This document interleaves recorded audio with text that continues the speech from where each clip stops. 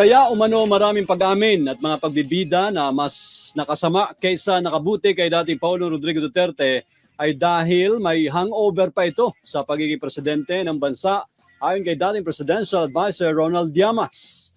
Sa kanyang panayam sa Politiscoop, mukhang nawala na sa isip ng dating Pangulo na wala na siya sa kanyang pwesto o wala na siyang kapangyarihan kung kaya't malakas pa rin ang loob nitong magsalita. Problema ni Digong hubris.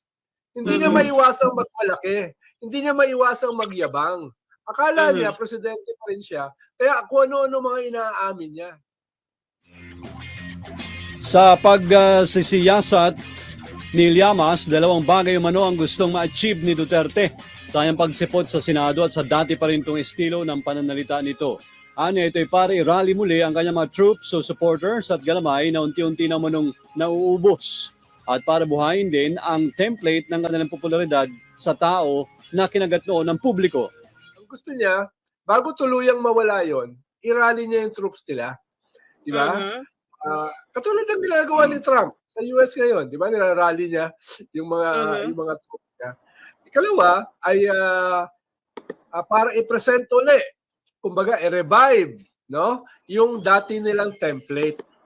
No, na sinabi ni Robin Hood Padilla nung simula. No? Bakit may drug war? Para kanino ito? Etc. etc.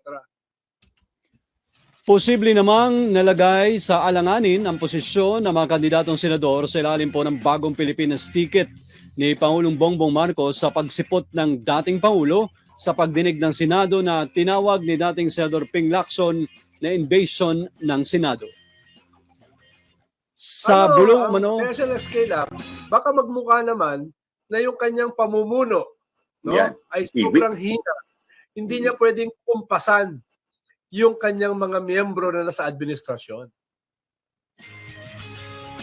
Sa bulong umano ng isang source, galit o masama ang loob di umano ng Malacanang sa tinakbo ng pagdinig ng Senado ayon kay Llamas. Nagmistula umano ng test of loyalty ng mga senador kung kanino sila nakapanig. Hindi umano may alis na nakapusta dito ang diborsyong Presidente Marcos at VP Sara.